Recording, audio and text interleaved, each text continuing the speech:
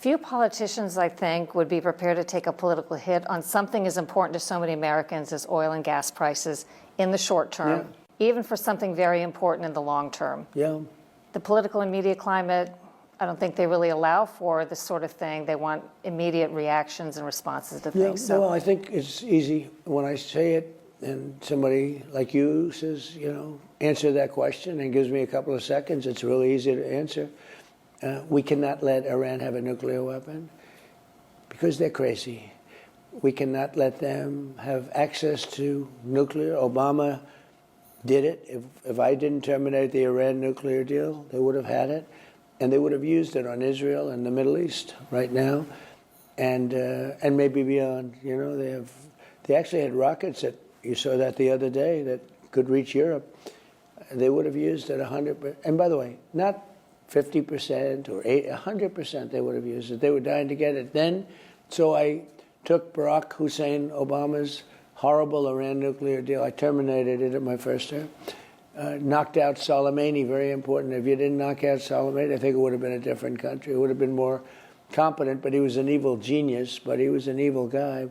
The roadside bombs, etc., killed many, many people, maimed so many people, the legs, the arms, the face.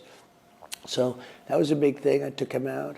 And then very big, I don't know, they're all so important if you think. I'm thinking which is the most, but when those beautiful B-2 bombers attacked 8 months ago and attacked their potential nuclear site, they would have had a nuclear weapon within 2 weeks if we didn't. That's why I had to go in. I knew that they were going to have a nuclear weapon.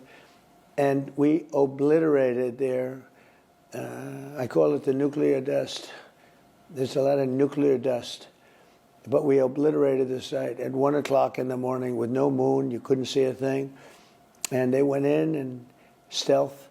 They went in and they did their job. They dropped those bombs and they landed perfectly, and it just obliterated. If we didn't do that, they would have already blown up Israel, in my opinion. Israel would have been blown up with a nuclear weapon. Your Justice Department is investigating the NFL for moving a lot of viewers from free broadcast television into more expensive pay programming like Amazon Prime, Netflix, Peacock, and YouTube, where the NFL makes more money. Do you think this is price gouging on America's favorite sport? Should the government do anything about it? It's tough. You got people that love football. They're great people. They don't make enough money to go and pay this. It's tough. And they could be killing the golden goose. I mean, they have that stupid kickoff thing that you can't watch. It's unwatchable. I hate the games where they have the new phony kickoff. I don't think it's any safer. I hope college football doesn't do that. Do you know what I'm talking about? I'm not. You're not a football. You are not a football fan. These people know what I'm talking about.